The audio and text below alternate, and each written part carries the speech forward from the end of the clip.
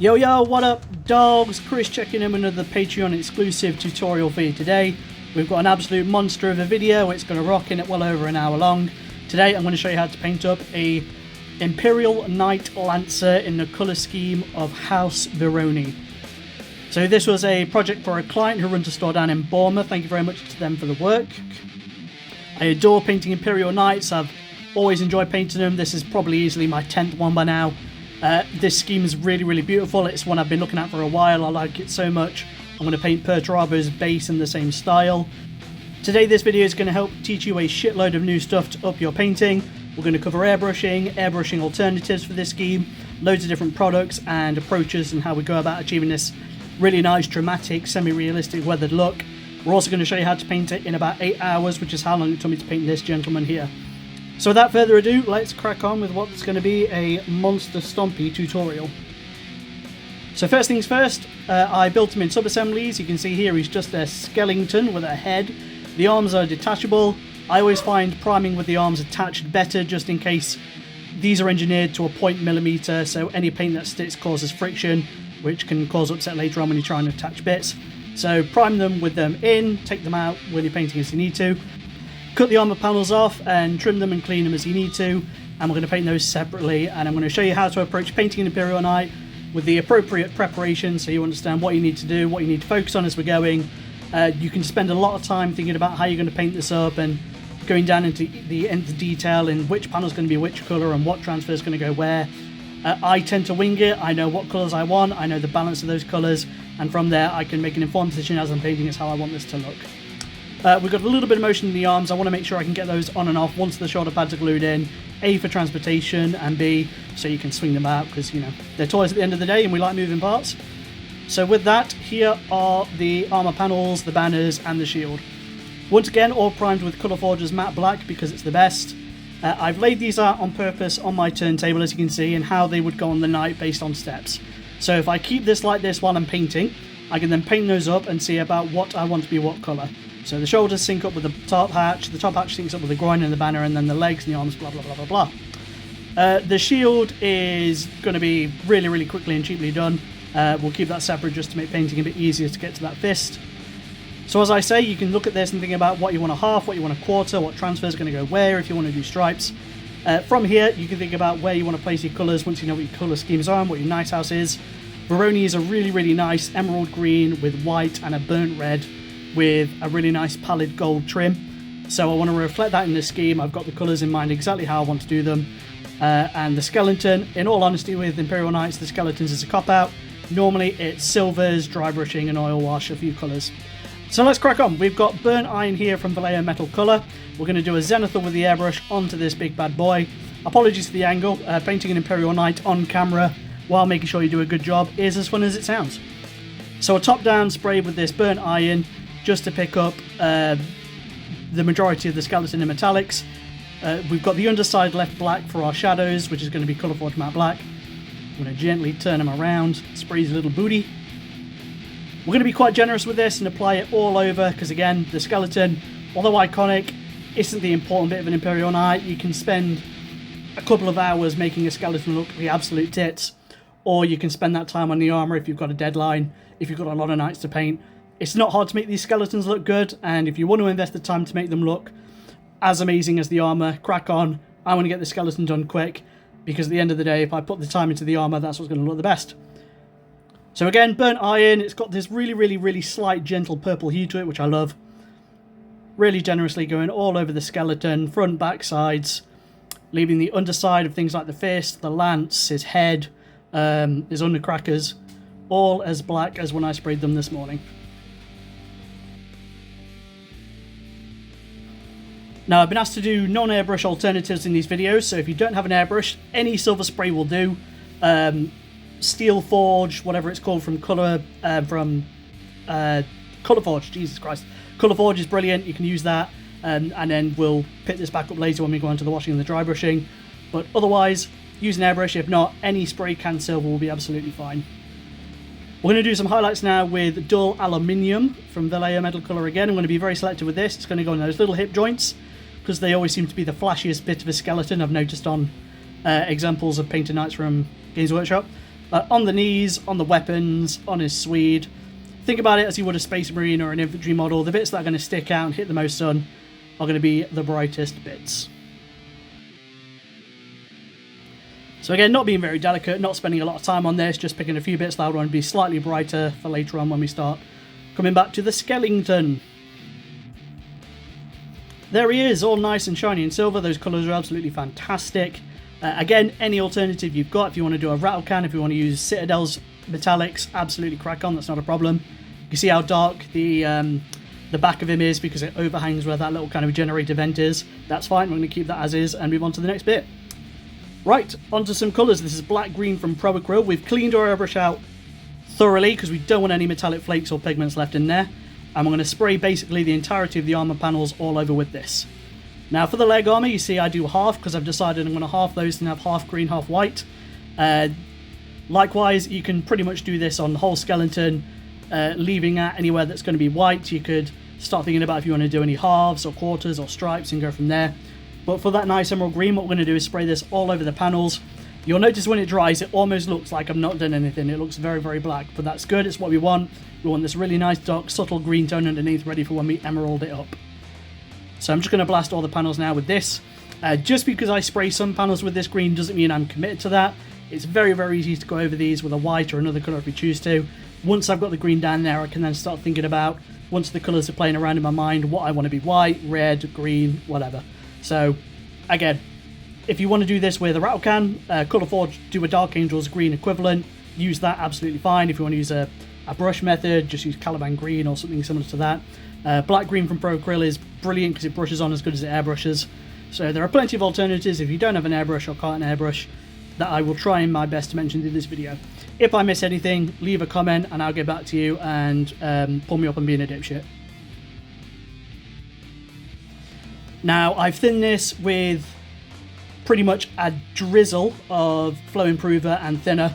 These Pro Acryl paints do go through an airbrush without the need for them, but I find just adding a little bit just helps the fluidity of it and also stops it drying in the airbrush too quickly. God, I'm so quick. Look at me go. Fucking yum! So you see on that first shoulder pad, I sprayed a load of green where I want to be white, but it's fine because we can tidy that up later. Right, we're going to do some mixing. We've got black green, we're going to do 1 part, and bright yellow green, we're going to do 3 parts. They're both very strong colours, but the black green is infinitely highly pigmented, so to push that emerald, as you can see in the cup of my airbrush, we've really got to add that light yellow green in there. Now the Vyronii scheme is fascinating because it's kind of this stereotypical airbrush modulation, thick fades bro, but it's very centric. It's almost like that there's a light source hitting the centre of the armour panel and then dissipating as it goes to the edges, which isn't a lighting effect, it's painted that way.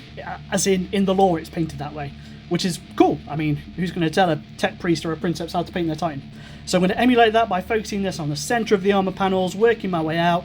I'm going to go almost up to like a 6th or a 7th of the edge of the armour and go from there. Now again, if we mess up and go too strong, we can just go over with the black green, but we are going to weather these and fuck them up so much that they're going to look absolutely brilliant. It's very, very hard to mess up at this stage.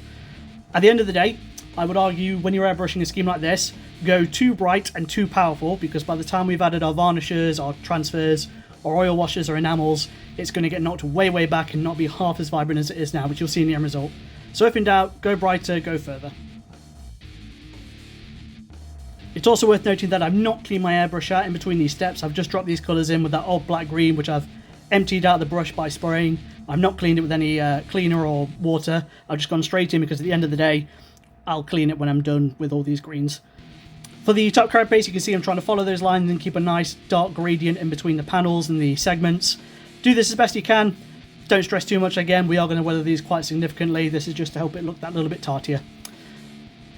Now, I've dropped a little bit more of that bright yellow green in there. As you can see, it just picks it up that little bit more. And we're just going to do what we did before, but almost maybe 1/4 or 1/5 to the edge of the panels from the inside out. So again, following inside those lines I've already done, maintaining that blend and that gradient from the colour I've just done to ensure we get this really nice punchy transition. Now you'll see I pick up a panel, do the greens in there, pick up another one, and then every now and again I'll go back, because while I'm doing another panel, this one is drying, and if I feel I need to up it a little bit, or maybe I got a little bit too close with my airbrush and got a paint ring, which is what happens when you spray too close and the paint separates and tears and you get a little ring of noticeable paint. I'll wait for that to dry, then go back to it and dust it to cover that ring and keep the colour nice and punchy. But as you can see in these examples here, it's a really, really nice, super vibrant green, and I absolutely bloody love it. So again, just touching out there. Lovely. 10 out of 10 will green again. Right, now for the fun bit, masking tape. This is, I'm going to get my measuring tape and show you. 18 mil? 17, 18 mil? Basically, you can buy them in sets. As long as you get a nice thick one, then that's fine. All the little ones I find are subsidiary unless you're doing like epic scale Knights and Titans. But all I've done here is use that to mask off where I'm going to do some alternating colours. I've covered the green I've done on the shoulder pad so I don't get any white on there. I've done half the legs, so half of them are going to be white. I then took them outside and sprayed them with Gold Grey from Colourforge. And I've dusted them with their matte white. 2 reasons. First off, let's watch some pure porn. Oh yeah. Now we've got a little blemish there. But not to worry, 2 reasons. First off, it's white. White's easily fixable.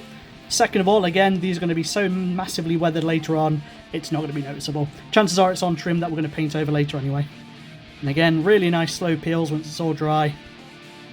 Lovely, nothing there that's going to cause us issues. Wonderful. So I dusted it with the matte white because I wanted to, have a slight transition in colour from the gold grey to the white. They're very, very similar, but a slight transition will help.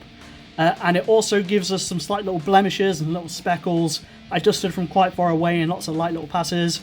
Blemishes on big pieces of armour are absolutely fine. There is nothing wrong with them. In fact, I love them. I love those subtle little details that look deliberate and look like little bits of paint that's peeled away underneath, or it's got some crud or muck under it from a plague weapon and the paint's starting to come away. They're all natural. They're all inconsistent. They're all helping us do what we need to do. Right, I'm going to mix up the shield a little bit and do a diagonal one with some burnt red from Procryl. I'm going to use my hand to protect the paintwork underneath, for the love of God. I am a moron, do not do this. Move the stuff you've painted out of the fucking way of the airbrush. I am lazy and far too busy to do that, evidently. So I'm going to use my fingers to stop that going through. But yeah, I'm just going to punch this with a burnt red just to get a really nice little gradient. Very homage to the old style heraldry of the old school knights. And all that nice livery that they've got. And again, I'm focusing so much on not painting the green red that I'm not focusing. We're then going to punch up a little bit with orange red from Procryl. We're just going to do that again, as we've done before, from the centre towards the edges, leaving a nice gap of that burnt red. This colour is very, very thin. It's very bright, but very, very thin. I probably could have done another pass of this, but I chose not to because A, I didn't want to. B, this colour is very, very close to the transfers we're going to be using. So keep them in mind. Oh, baby! Keep them in mind that we're painting an Imperial Knight. They normally have transfers aligned to their house. If we can match the colours we're painting to those transfers to keep it consistent with the house livery, we're all fucking winning. Right, time for a little dusting of gloss varnish, ready for some transfers. So I'm going to do this on all the armour panels that we've painted. And this is to prepare for our transfers and get ready for a little bit later on for some oil washes and weathering. If you don't have an airbrush, you can do this by hand. It takes a little bit longer, but thin it down with about 2 parts water to 1 part gloss varnish. Alternatively, there are rattle cans out there of matte varnish. Colourforge do one, of gloss varnish. There's loads of art brands that do them. You can grab those. If you're sitting on a fence about airbrushing, you don't think it's for you think it's too expensive, you think it's a pain in the arse, check out the video I did last week about the beginner's guide to airbrushing. I explain a lot of the ins and outs of airbrushing there, especially when getting started. Check it out. If you've got any questions, need any advice, drop us a message. If I can help you, I absolutely will. So again, I've mixed this with 1 part thinner to 1 part gloss varnish, doing some really nice little passes. We don't want to drown this. We don't want to intoxicate ourselves with friggin' acrylic gloss varnish. Wear a respirator if you're airbrushing with this stuff. You do not want to inhale it. You will die. And again, just lots of nice little passes. Give this plenty of time to dry. It's a bloody warm sunny day here today, so I'm going to pop it outside while I get the brew on. By the time I've had that and sipped it, it should be ready to go with some transfers. You can do 2 passes if you want to play it safe, but normally 1 should suffice. Again, we're not dousing it and completely coating it, we're dusting where our transfers are going to go. Transfer o'clock! Easily one of the best bits about Imperial Knights. So House Vyronii have a lovely dedicated space of transfers here. It helps to put the components up against the transfers to make sure they'll fit before you start cutting things out and getting them wet. So I'll get the banners, I'll get the shields, I'll get the armor plates and put them up next to them so I can start thinking about what's going to go where. And again, have your components laid out in front of you in a similar layout to how they'll be on the knight. You can then think about how it's going to balance and where you want to put stuff, and do a little bit of research. I did some research on Vyronii. I've not painted them before and don't know a lot about them, but they're very oath-sworn. They suffered a great calamity in the run-up to the Horus Heresy and betrayed by their Forge World. They're very somber and macabre, so I wanted to reflect that with lots of oaths written on their armor panels. Get your scalpel, your microset and max already, and have lots of text and scribbles on there. Again, it pays to do a little bit of homework to pay homage to whatever it is you're painting. It all tells a story at the end of the day. Right, get your transfers nice and wet and put them where you're not going to lose them. Microset and microsol are your friend. Microset's the first one. We're going to get that ready. This pot's nearly finished. I can't believe it. I've had this for about 7 years. Done easily over 1,000 transfers with it, both for me and clients. Apply this to the surface that the transfer is going on to. Check to see if your transfer is ready. Give it a nudge with your brush or your finger. If it's not quite ready, it might need a little bit more water.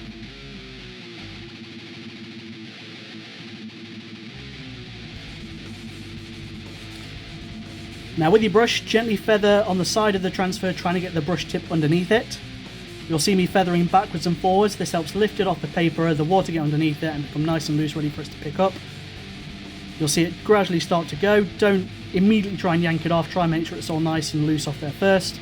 And then we're going to place this on our transfer. Now I did measure. It should fit. I measured the narrowest point of the shield to the transfer and it should fit. But clearly measure twice, cut once didn't apply. That's not going to quite fit without losing some of the transfer and I don't want to do that. So I'll apply some of this all over the transfer and the shield entirely, which is going to help us be able to move it without tearing it. So I'm just going to gently scoop that up. Move it a little bit further down into the body of that shield, and almost, first go, it goes in absolutely perfect, exactly where I want it. Absolutely fucking lovely. Right, this is the fun bit. I was stressing the whole time thinking about doing these, but we learn by doing, you learn by me doing. So these stripes are on the curved armor panels of the shoulders and the legs. I chose to do these on the shoulders because it reminded me of the little ones for Titanicus and Limp. Trying to pick these up is a nightmare. You can use tweezers. I don't because I find tweezers tear them far too quickly. Try and link them up to the shoulder pad. Try and get it on film where you can. And I want these to go diagonally from one point of the shoulder to the other. Now, this transfer is way too big for this shoulder pad. You could measure and cut it, or you could do what I'm going to do and get it down there where you need it, and then we'll cut it later on once it's on there and drying.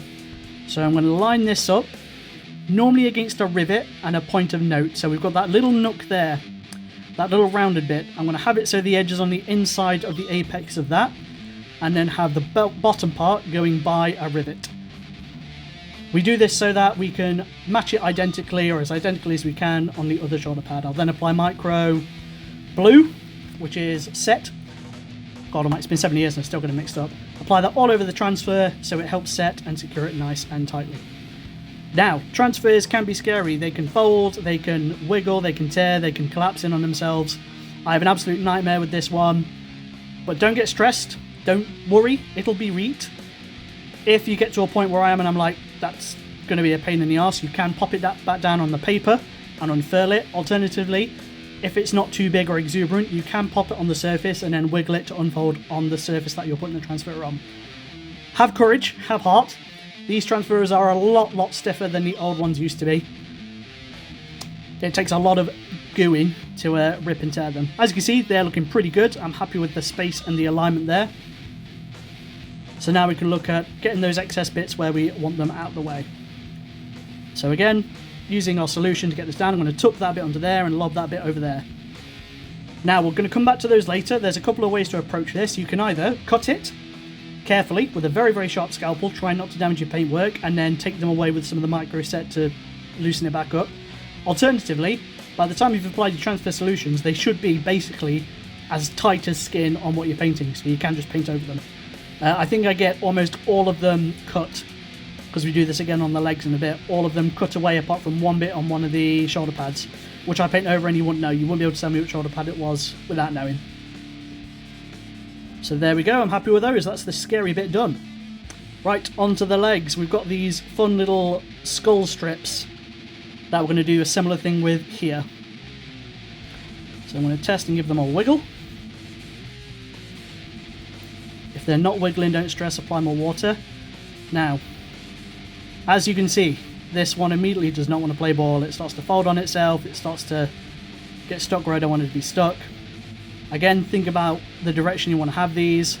I want the skulls to be parallel and upright with the knight itself. And again, this is far too big for what I need to do. You can measure it and cut it to side. I think I measured this to be 1 centimetre too long to compensate either side. And then we'll have that little gap there between the red stripe and the green half of the leg. We can paint that or weather it, it's not a problem. And again, I want to get this into a position where I can emulate it on the other leg. As long as those skulls, chins are parallel with the knight, and we can get this as symmetrical as we can on the other leg, we are sitting pretty. I promise this video gets more exciting and it's not just me waffling about transfers, but trust me, once you can handle transfers, Imperial Knights not only become more fun, but they look fucking excellent too. Right, now for the other Legarino. Absolutely scraping the bottom of the barrel of that micro set. Yeah, I'm on you. Be game, be game. And look, it's folded on itself. Ah, shit. Oh, no. Ah! Oh, I don't want to do this anymore. Stupid hobby. I'm going to take up golf and lap dancing. At this point, I was filming and thinking, fuck, I might have to redo this. But, again, these transfers are a lot harder than they seem. We'll pop it onto another bit and try and unfurl it. As long as we keep it wet and on a surface that's smooth, we should be able to fix it. Using our brush to jiggery poke it around to do our best. If it's not working, flip it onto its other side. I think I do this off camera because I want to make sure I don't tear it because I've not got any more of these left. So off camera, I unfurled it and got it where I needed it to be. I made sure it was all straight and flat and there were no air pockets left and didn't tear, thankfully. And as you can see, when we start to bring it back into reality now, there we go, we salvaged it, 10 out of 10. Now again, we've got the gaps between the red stripes and the green leg panel. That's fine, we can paint that. We know this colour matches to what we've done on that shield over there, so we can easily paint that. Alternatively, we can just weather it later to look like bow damage. It's not going to kill anyone. And then again, we're going to use a micro set to coat those, line them up, and you know what? They look pretty fucking good to me. Smoothie, smoothie, smoothie. Make sure we've got no seams or pockets of air, so it adheres nice and smoothly to this surface. There we go. Bloody lovely. Alright, Chris, leave it alone. Stop it. Put it down.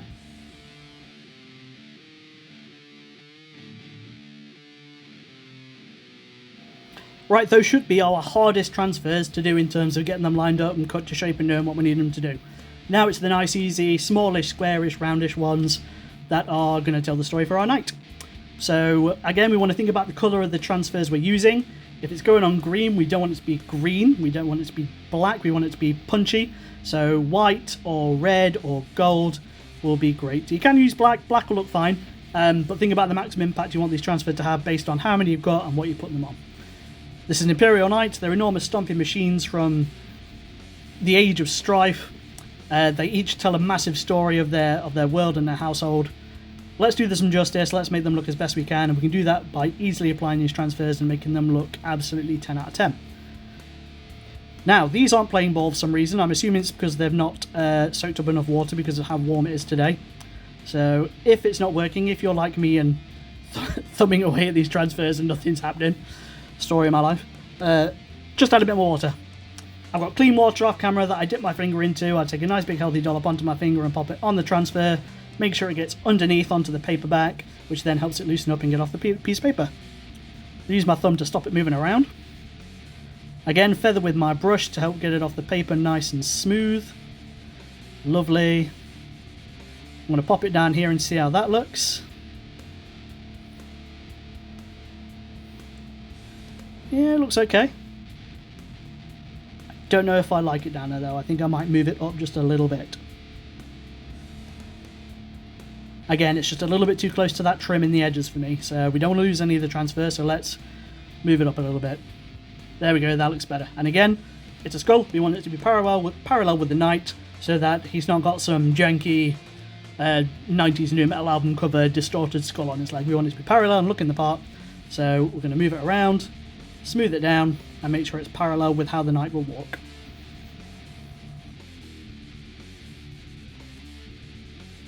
So again, once they're in place, I'll apply some microset over them gently from the center of the transfer out so we don't move or tear it, and that gives it time to set and adhere to the surface of the panel. We've got some nice long sword boys that we're going to apply here and there. I thought these would be great for the banners. He's a Knight Lancer after all. He's got a big pointy stick, so it makes sense he'd have big pointy stickers on his banners. So again, this one's being a bit of a sausage. We're gonna keep getting it wet until it decides to be game. Come on, you little cracker. Again, it's worth noting that these longer, more broad ones, they can fold in on themselves easier. So just gently, under the transfer, feather it side to side, really, really gently. Don't just go in and try and lift off the piece of paper like you're putting a spatula under a pancake, because that's how accidents happen. Right, he's wiggling nicely now. There's one corner that doesn't want to come off this paper. You will do as you're told. Little golden sword of doom. There we go. Right, put this at the top, line it up where we want it. I notice that it's folded in on the other side of my brush, and I don't want to have to deal with that on the banner because there's not a lot of space to work with. So back down on a bit of blue paper, just to unfurl it, and then it's going to be a bugger again to pick up. Come on. I assure you, this has never happened to me before. It's my first time. Once you can overcome the anxiety of transfers and the supposed delicacy of them, as you can see, I've ragged these about quite harshly today. But once they're in place, they are absolutely wicked. So again, more solution on the top of it to help it adhere. It softens the transfer so it adheres to the model nice and smoothly. That'll do. Right, I'm going to speed this all up now so you don't just hear me waffling about transfers and tell you how great they are, despite the fact they can be infuriating. Transfers on a knight is a lot easier than a transfer on a Space Marine. I always say, once you can master putting 20 transfers on 20 Space Marine shoulder pads in a squad of 10 Marines, transfers aren't a problem. From there, you can do whatever you need to with transfers. Right, let's speed this up and get this guy stickered up. Again, this is an Imperial Knight. He belongs to a house. Their heraldry is very important to them. Think about having the house crest on the shield or on the top door of the cockpit. Then think about having the little bits to decorate and ornament their kill markings. It tells a story. Make your knight story believable.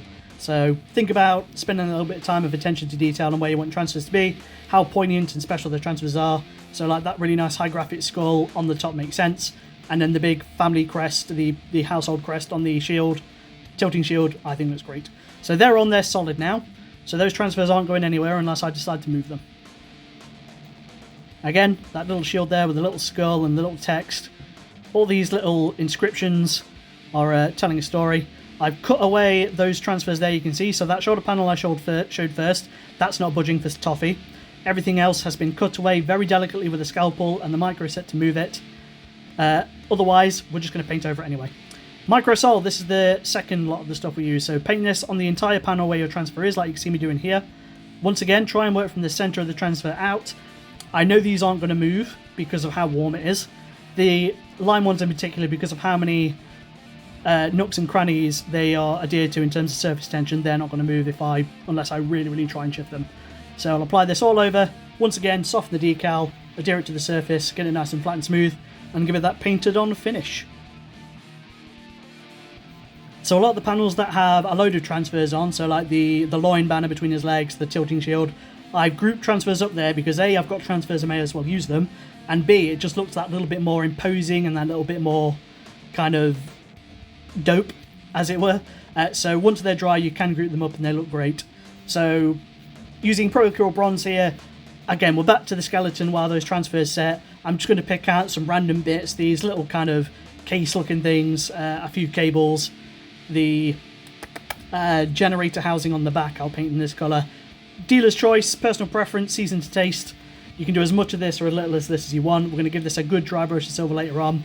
But again, this is just something we can do while our transfers are setting, and it applies a little bit more colour and a little bit more interest to the skeleton. quickly backtrack into grouping at transfers. So apply a transfer with a macro set, leave that to dry completely, then apply another transfer near it. You can top transfers with transfers, just so long as the first one is dry, and you can do some really cool, neat designs there. I did some of that on the Ultramarines Ballistic Dreadnought I also filmed this week, so check that out. As long as your transfers are dry, you can group them up and do some really, really nice, super unique little armor panels of complete tapestries of story and narrative. Definitely worth doing, definitely looks great. Give it a go. So again, we're just going to wipe this colour all over and then crack on once our transfers are set.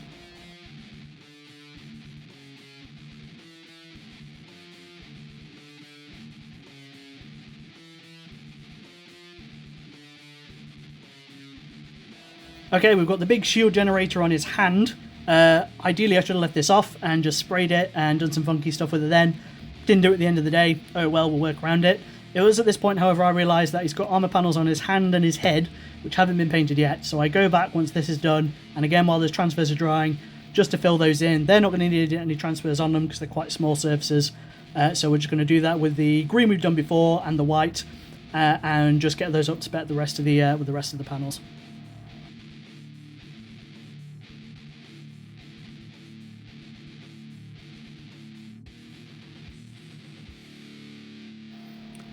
Now again, we've got this lance, we can't forget that. It's one of the most important parts of the knight, is its model and its weapon. We're just going to do some little bronzy bits around these little ridged bits on the inside of his lance. Again, he's got those little casey things around him that we'll paint.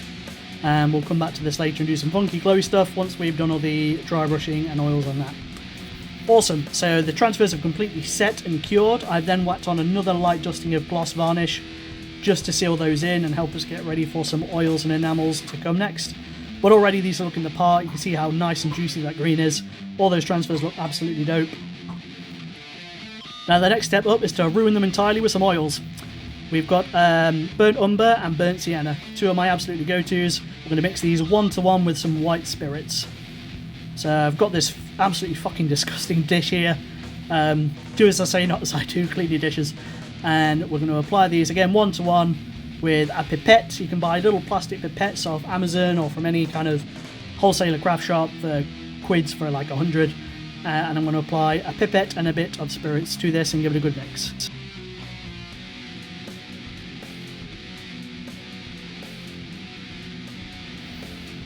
Now I have got a scraggly old brush that looks like a crackhead as a brush personified, as you can see here. This is my oils brush. I use this for all mucky jobs. Do not use your nice brushes for this. You will destroy them and be upset. I can think of worse ways to ruin art surface brushes by simply not buying them. And give this a really good mix. You want to get those oils nice and mixed up because they are very, very strong. It takes some shifting to get them diluted, so just give this a really, really good stir. Make sure you're really combining the oils and the spirits together to form your oil wash. Rattle, rattle, rattle. Again, you'll see it mix up on the sides. Be sure to give it a good scrape and then do a little test on this little card down here. Beautiful. Nice strength. It flows beautifully. You can see because of that gloss varnish, the capillary action of the oils hits it and just spreads and goes everywhere. Well, not everywhere. It goes along the edges of the armor. That's what we want it to do. So we're going to do this against every single armor panel we've got, and this is going to be our first bit of weathering in the form of a recess shade with some mixed oils. Now there's a big presumption that we put gloss varnish down again before we use these to protect our paint job. White spirits is not going to shift your paint unless you are really digging in there, break the surface of the paint and cause it to get underneath and then split the paint from the inside out. I think I've had this happen to me once or twice in the 6-7 years I've been doing this technique, and that's because I was using an old brush that was solidified and pierced the paint and wrecked what I was doing.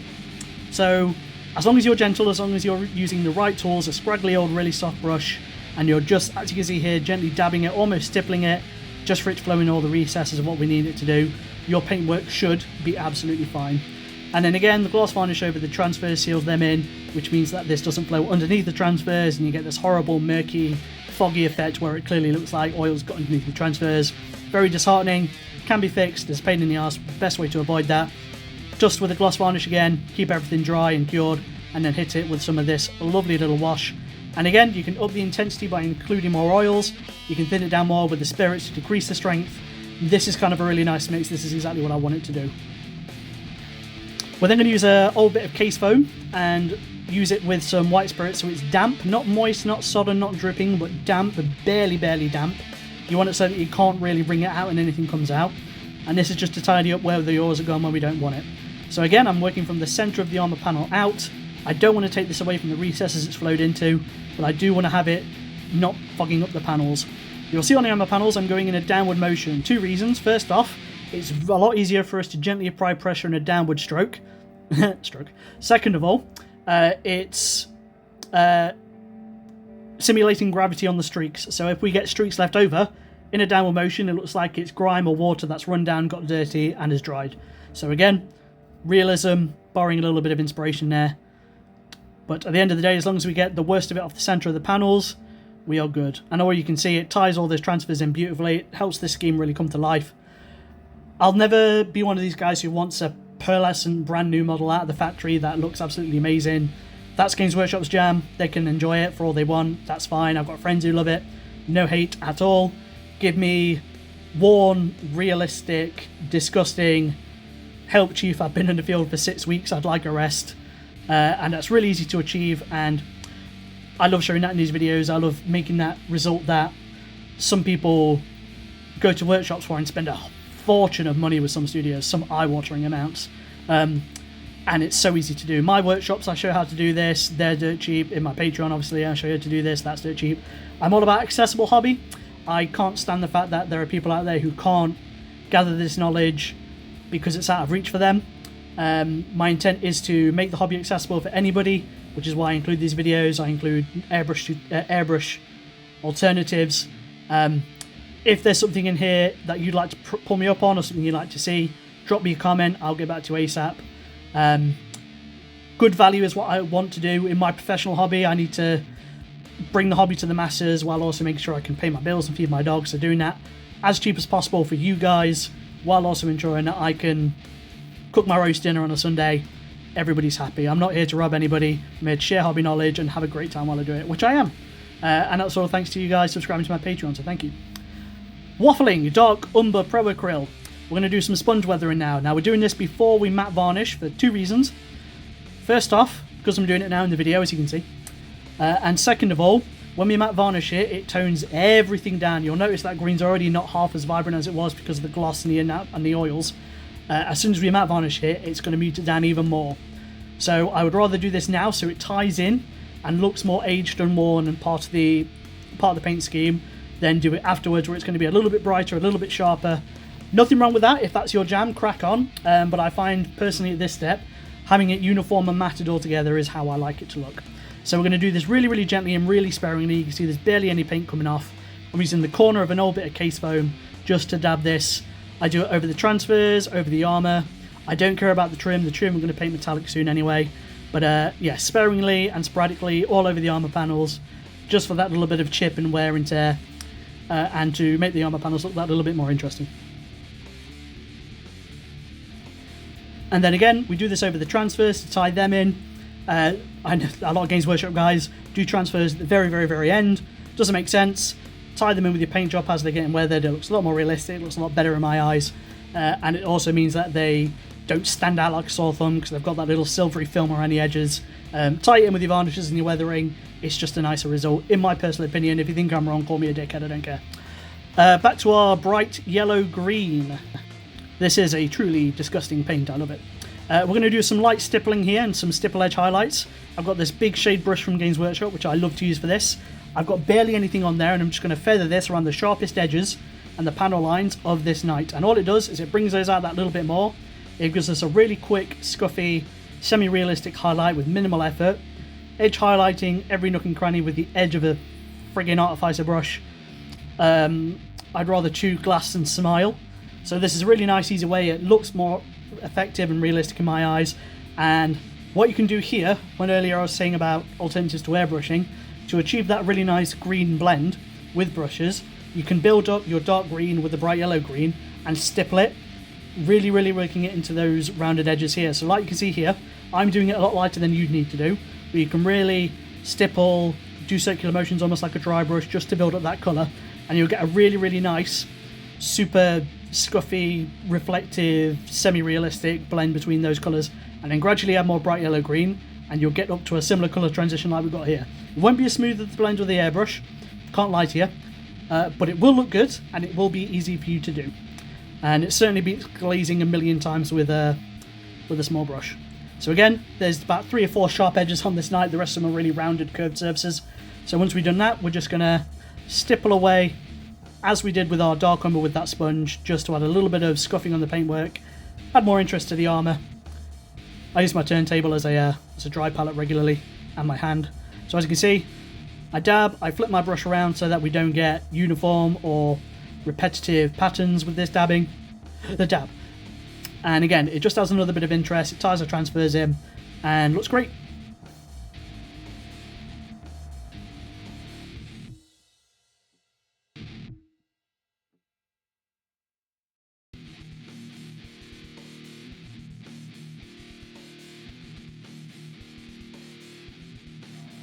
At this point, we're going to be brave and do some scratch highlights with our brushes.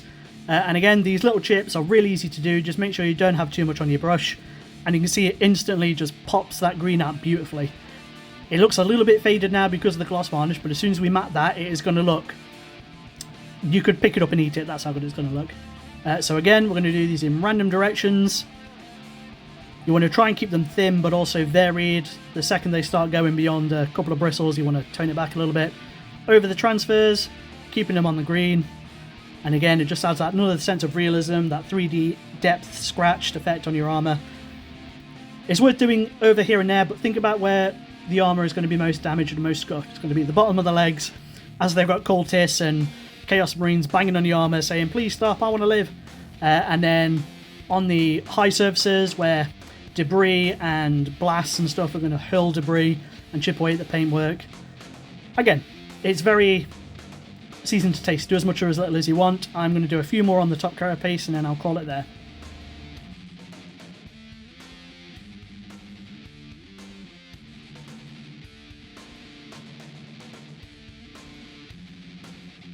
More weathering. We've got some rust streaks from AK Interactive.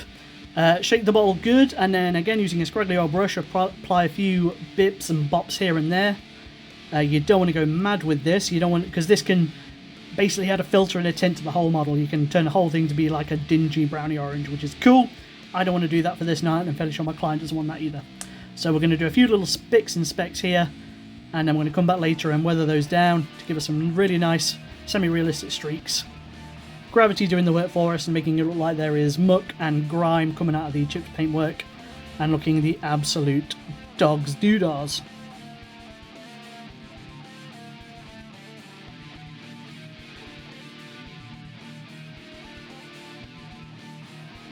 Now I've got the same brush, I've cleaned it and loaded up with a little bit of white spirits. Again, it's damp, not sodden. From here, you can then pull those streaks downwards and get some really nice dynamic, streaky, grimy goodness. If it's too much, you can take it away and redo it. If you want to line it up neatly, you can load your brush up with spirits and then cut those off to form nice straight lines. It takes some practice, it takes some doing. Eventually you'll get to the point where you do a perfect rust streak and you're like, oh my god, that looks amazing, how the hell did I do that? And you won't do it again for another 3 or 4 tries. It's very much a keep going and you'll get there eventually. I've got a big fan brush from AK that was good, but it's just a little bit too big for what I need to do here. There are so many different AK Interactive enamel products you can do this with. They've got varying different colours. Check their catalogue out, browse it, treat yourself. Rust streaks is a safe bet, streaking grime's a safe bet. But it depends on what you're painting. Have a good time. See what tickles you. AK panel liner. This stuff is brilliant. I picked it up at UK Games Expo a few months back. And it's very easy. You shake it, you take it out the bottle, the applicator is on the lid, and you pop it into the recesses where you want it, and it goes psh. It's almost like oil washers with a pen. It is very, very good. I'm using this just to push those depths a little bit more. I want to keep this focused to the bottom segments of the recesses, where again gravity would dictate all our muck and our crap sits. So the bottom of the leg panels, the bottom of the shoulder panels, thinking about what's going to sustain the most damage, what's going to get covered in the most grit and soot and muck and shittiness, and go from there. But you can see how punchy that is. So we're going to apply this and leave it to dry. Let's speed up Vyronii. Now again, weathering is a very selective thing. It's very much what the painter wants to achieve. I like to add a fair bit. I enjoy it. I think it's an element of the hobby that is both very tangible and it's very gratifying in that you see the results almost instantly and what you want it to do. The more you branch out of the traditional Citadel products and try new things, you'll eventually find a product that is your go-to. You'll find brands that you absolutely adore. You'll find brushes that you can't put down. It's all about enhancing your hobby experience by trying new things. So if you don't enjoy painting, if you find painting to be quite laborious and a chore and you don't look forward to it, never force yourself to do it is what I'd first say. Second of all, try a new product. Buy something you've seen someone recommend online. Anything in this video you've not tried, grab one and take it for a spin. It could turn you around and make you think, oh my god, I've never wanted to paint more in my life. Try new things, see how you go, maybe try painting a new model. If you want any help or advice about hobby burnout or hobby motivation, drop us a message. If I can help, I will. I've got an old case foam here, which I'm doing what we did before in moistening with spirits and taking away any excess. And now I'm going to give this a really light dusting with some Mecha Colour matte varnish. This stuff is great. I'm giving it a really nice light dusting. You'll see it hit and give a little tiny bit of a blue fog. We don't want any more than that. We don't want it to be filling in the recesses or pooling or giving big white flowy stains where we don't want it. So light dustings, you'll see it hit and give a little sheen, leave it to dry, put it aside. We're going to do this across all of our armour panels. We're going to try and be careful of the metallics on the hand with the generator on it, but we're going to touch those up in a bit anyway. And again, this uniforms everything to be a consistent finish. It ties our transfers in, so you would never think they were transfers unless you knew. If you've never seen an Imperial Knight before, you would think, oh my god, how did he paint those little skulls? I'm a cheating bastard, that's how. And I love the finish of a nice matte varnish. And once you've got a matte varnish alongside your metallics, which are then bright and gleaming or oxidized and coppery, it just ticks all my bloody boxes. If you don't like it, cool, don't care. Whatever you enjoy it to the ends of the earth. I shall do the same for what I love. I used to swear by Citadel's Munitorum varnish. It was a semi-satin, not quite matte, not quite satin finish varnish. Really, really good, great at protecting the paintwork. It's an aerosol that's readily available. Take that for a spin if you like it, but I wholeheartedly recommend trying satin, gloss, matte varnishes. It depends on the finish of what you want to paint at the end of the day. It's a lot easier to make things look natural through matte varnishes than it is through gloss or satin varnishes. Unless you're talking about slimy, gribbly aliens, then, you know, that's your jam. So here we are, that should be the last bit of the matte varnishing done. Right, back to the skeleton while that matte varnish cures outside in the sun.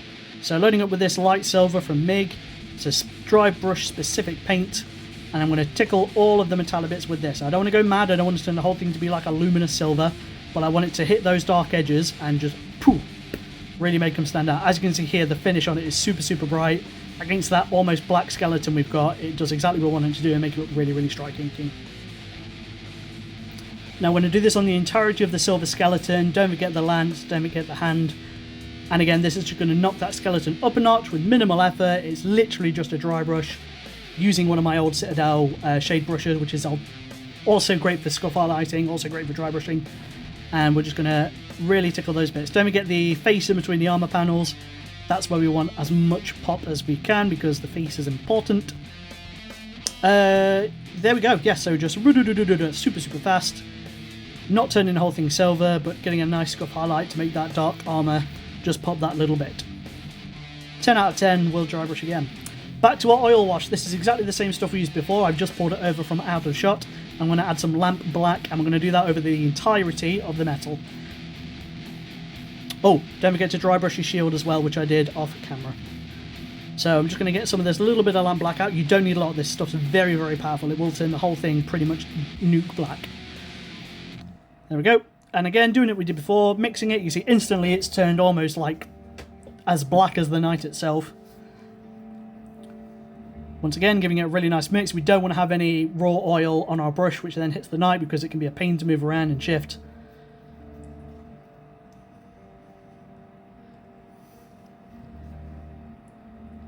Get it nice and mixed. Again, I'm not adding any spirits to this. You can if you want to thin it down a little bit more. I'm not going to, because I think that's wet enough. And then no finesse, no care, no regard. We're going to keep off that green that we've done. We're just going to apply this over the entirety of the skeleton. Now we dry brushed before, because if we do this afterwards, it's going to be too stark. This oil is going to unify it all as the oil and the varnish did with our armor panels. This will tie all the metallics together to make them look like they're their own texture compared to the armor panels.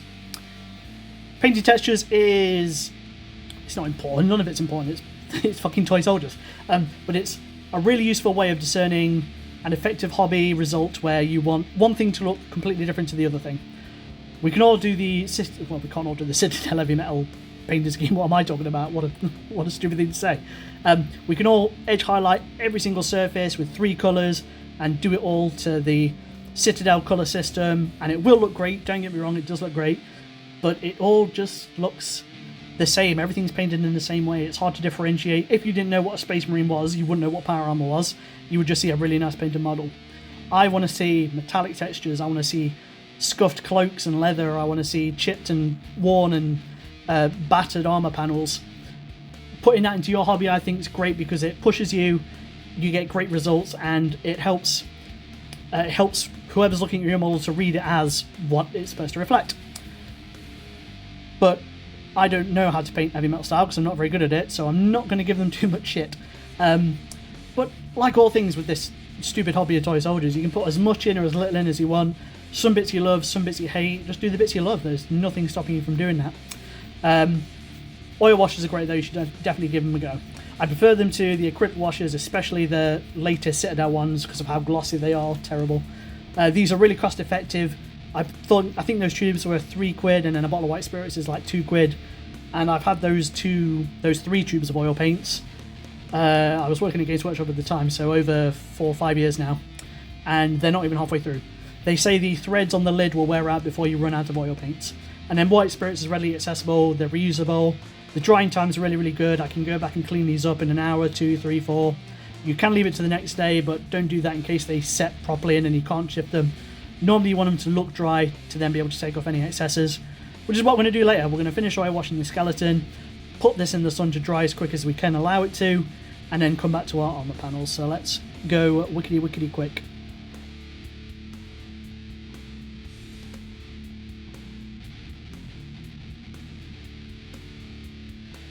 Oh, I'm going so fast. So fast. And stop. There we go. That'll do. Right, outside you go. Right. I'm not going to lie to you now, guys. It's time for the shit bit.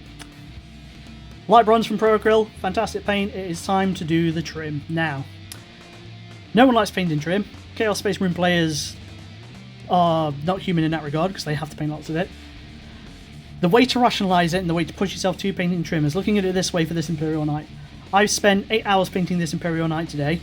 An hour of that was spent painting trim. That is 1/8 of the time painting this knight to look as great as it does, painting the trim. Soldier on, get through it, it's worth it, it's going to help it look fantastic. I also help it fine starting with the smaller panels, so if we've got 1, 2, 3, 4, 5, 6, 7, 8, 9 panels here to paint, start with the smaller ones. By the time you finish the 5th small one, you're over halfway there, the big one's left. That said, there's not a lot of trim on this knight, especially when you think about the top carapace, which has just got the big front lip and the little back lip. Otherwise, there's not a lot. It's not going to take us long to do this. Like I say, it took me about an hour. Putting stuff down, letting it dry. 2 layers of this paint on there should give it a nice solid finish. Right, I'm going to do what you can't now and speed this up, so crack on. An important thing to remember is once you've done the front facing elements of the trim, do the sides. I'm not going to do the back of the armor panels. They're sprayed black, so they'll be fine. I find, especially if you're struggling to put these on anything, if you can't put them on a bit of blue tack or a painting handle, do one half, put them down, come back and do the other half when that's dry. Yeah, again, sorry guys, this is the bad bit, but if it's 1/8 of the time painting an Imperial Knight, it's got to be worth it. It helps that these paints are so good. These Pro Acryl paints are brilliant. They go in 1 or 2 layers, they thin down beautifully, and the finish is absolutely brilliant. Right, diddle-oo, diddle-oo, diddle-oo. Oh my god, all the trim's done, that was fast. Brown wash. We're going to apply this over the entirety of our trim. We're going to make sure this overflows the trim into the recess between the trim and the armor panel. 2 reasons. More depth. We love more depth. Give me more depth all the time. And also, if we've got any slight white fogging from where our varnish is hit and cured a little bit funny, or maybe there was some oil there that's not quite dissipated yet, this will help cover that. So again, more depth, get rid of any blemishes or mistakes. 10 out of 10. So again, apply this all over the trim of the armor. I'm going to recess shade it onto the big front lip of the carapace, just because I think an all-over shade of this stuff won't be needed there. Now again, if you're using Citadel's Agrat Surshade for this, I commend you. I love the old stuff. It was the lifeblood of my hobby. Since the formula changed, it became all glossy and horrible. I switched over to Pro Acryl and I've not looked back. These washes are great. They dry quickly, they flow quickly, they're great value for money, and they have a lovely finish that isn't glossy at all. That does exactly what we need it to do. It's also, it's weird. It's not as strong as Agrat's, but it's still as potent, if that makes any sense. It kind of tints the whole area that we need it to without making it all dank and puddly and horrible. Right, the rest of that's done. Burnt red. We're going to do this for the lining of the banners. The banners are interesting because what are they made of? We can assume cloth, but I don't know how a mother chuffing 25-foot tall cybernetic monstrosity as an Imperial Knight is going to keep a cloth banner around for long, especially in the battlefields of the 31st and 41st millennium. We'll assume they're made of some fibrous poly alloy nonsense. Don't know what I'm talking about. We're not going to weather these as we did our armor panels because we want those to look metallic and hard, whereas we want these to look soft. So we're not going to chip them, we're not going to sponge them. We're going to apply this extra bit of colour on there and give it a lovely little edge highlight flourish later. A, to break it up, B, to add a bit of flourish, and C, because we should, and I'm asking you to. Thank you very much.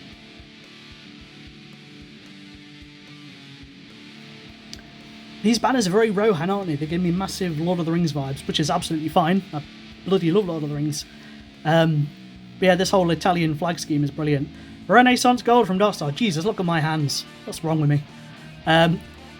Darkstar paints are brilliant. I love them. I don't use them for base layers because I find them far too rich for that. I would rather use it like I'm doing here for some highlighting using sponges for like a nice scuffed metallic finish, or for a really nice sharp pinnacle edge highlight with one of their brightest silvers.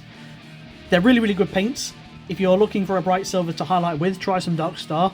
Their golds are also brilliant. They've got loads of coppers and bronzes and stuff like that. Check the range out, treat yourself, you deserve it. But otherwise, this is all I'm doing. I'm going to be very, very careful not to hit the armor panels. If you do, don't worry, no one's going to notice. And if they do, tell them to go outside and touch some grass. You can always go over that with some sponges of the brown or the reddish brown or the white armor colour or a light green armor colour.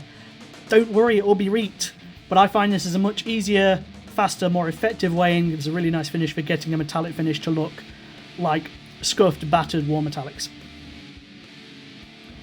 You can see here on the carapace, I did just reseshade it. I didn't coat the whole thing in Moran wash, and I'm quite glad I did that because I didn't want to ruin that really nice, lovely flat gold finish we've got on there that's now being brought up by the Renaissance Gold. But it's coming together, guys. We're nearly there. We've done all the horrible bits. We've done all the hard, arduous bits. We're now just going to start bringing it together. Titanium, bold titanium white, sorry, from Pro Acryl, a fantastic white, the best white, get some.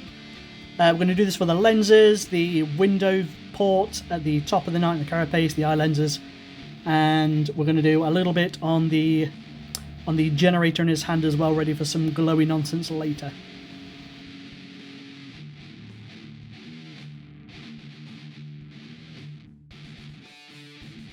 So we're going to fill in that little circle in the centre there. Then these little coils we've got around the outside of it, we're just going to do some rough white lines, almost like an overbrush over the top of those. We want to leave some of that bronze showing through so that when we hit it with our contrast paint, we've got a nice little gradient of what's glowing hot and what isn't. Right, that was me trying to paint the lenses and refusing on camera because I just couldn't. So I'm going to try and do it now with the Bile Red. We dotted it with the bold titanium white, and I'm going to chuck some of this Bile Red in there. If you go onto the metallic ring of the lens, don't worry, we can go back and touch that up with some of our silver later. But as long as we get our red lenses done, we are all ticked-y-boo. You can barely see the eyes of anyone this night, it's not going to make an enormous difference, but you should do it. We're then going to fill in our viewport window with this. It's a red light window, apparently. There's some unholy going on in this Imperial Knight. Frost Heart, one of my favourite contrast paints for glowy effect nonsense. We're going to apply this over that little dot, and then on the little coils we've got around the outside of it.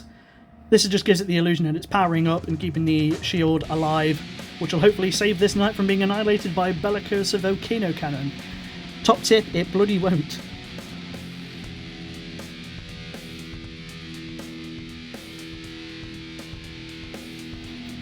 Up next, while those dry, we come into some Black Legion contrast. Any black speed paint will do nicely. We're just going to do these for the rubbery bits. So there's those rubber protective seals around his hip joints, which we assume are going to be some black metallic rubber or some vulcanized rubbery PVC goodness. We're just going to paint those with this.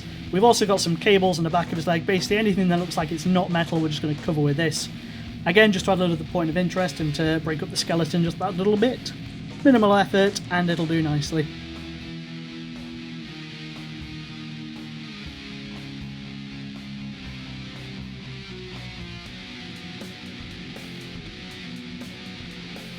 Gorgrons of Fur, another contrast paint. We're going to apply this to some of the exterior cables and kind of ribbed wires we've got. Again, just to add another colour, break up the skeleton. You can paint these a bronze or a gold. I'm very much at this stage of the day where if it needs doing, slap a contrast on it. I'm at hour 7.5 at this point for this night, and I'm very excited to get him done and get another cup of tea down me. So again, fronts and backs and any exterior cables that look like they're not part of the skeleton, they fit onto it or are external to it, blacker contrast paint on it. This snakebite leather, any kind of neutral coloured speed paint or contrast paint will do you a cheese quaver here.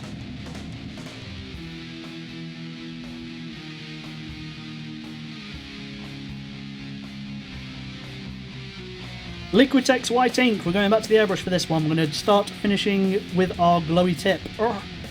So we're going to apply this in little strips and rings on the interior of the kind of licked fins of this power lamp. I don't know, it's late. So we're just going to apply this in little concentrated areas, thinking about where we want it to be, look like it's glowing and powering up. Maybe it's sitting idle, getting ready to charge off later on.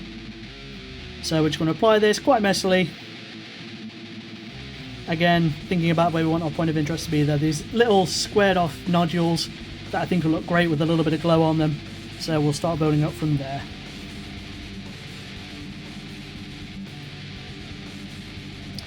And of course, don't forget the tip. Not just the tip, don't forget the tip. So dust it off a little bit of white on the very tip there. Leave that to dry. These inks do take a little bit of time to dry, so we're going to highlight those banners like I mentioned earlier with some bold Pyrrole red. Using our fantastic #1 sized orange brush from orangebrushes.com. Thank you guys. We're just going to chuck a nice, neat, striking edge highlight. Because we've not really done this on anything else up to now, especially not since we've matte varnished and weathered and everything we needed to do. So again, this will break it up and make it look like it's a different texture and finish to the metallic plates and the armour on the knight. Always thinking.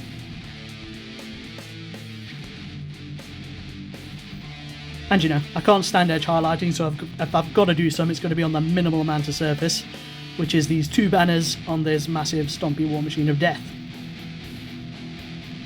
Right gang, Frost Heart contrast again. We're going to airbrush this in light little passes multiple times, gradually building up our colour, getting it not all over, but around where we sprayed our ink, and you'll see we'll instantly get a really nice exuberant glowy effect, making it look like it's powering up and get ready to let off the big ka-chow wow. We don't want to smash this and pull it and make it look horrible. We want this to take to the white ink underneath it and give a nice punchy transition of glowy goodness. Once again, don't forget the tip.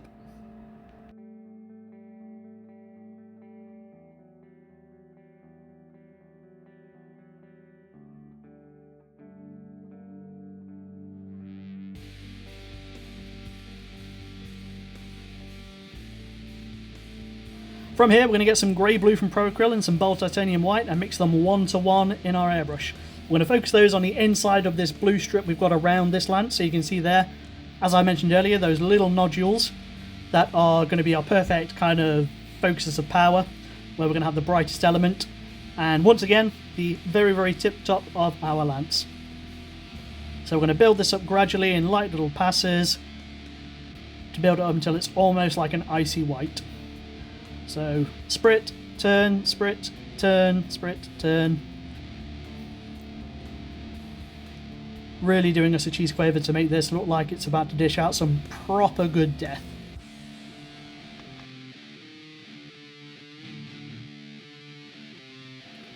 Then, off camera, I added another 2 drops of bold titanium white and did exactly the same thing, focusing on those little squares, just up that intensity and make it look like it's about to go nuclear. It's a really, really nice, easy effect. If you've not got an airbrush for this, you can build it up with glazing or using thin down contrast paints, even dry brushing. And then we're going to attach this and glue on our armor panels, and boy howdy, looks a lordy, he is done. What a joy. I bloody loved painting this knight. I'm very, very tempted to get one for myself to join my own custom household. Thank you to the client who sent me this model to paint up for them. I hope he loves it as much as I do. I'm going to do the base another time because I'm tired and want to have a cup of tea. If you enjoyed this video, thank you very, very much for watching. I hope it was as good as you hoped it would be. I've been really excited about painting this knight up and been talking about it on the Patreon Discord for a while now. Leave a comment, mention what you loved, mention what you hated, accuse me of being unprofessional. Go mad. Absolutely love it. It's all content with me at the end of the day, isn't it, guys? Any suggestions of what you'd like to see me paint, add them. We're coming to the end of the first month of the Patreon now, which is awesome. I've got over 30 subscribers, which is amazing. Thank you all so, so much. The more this can grow, the more content I can do, the more you guys benefit from it. The excellent value is going to stay, and at the end of the day, I couldn't do this without your support, so thank you very much. Keep kicking ass. Peace!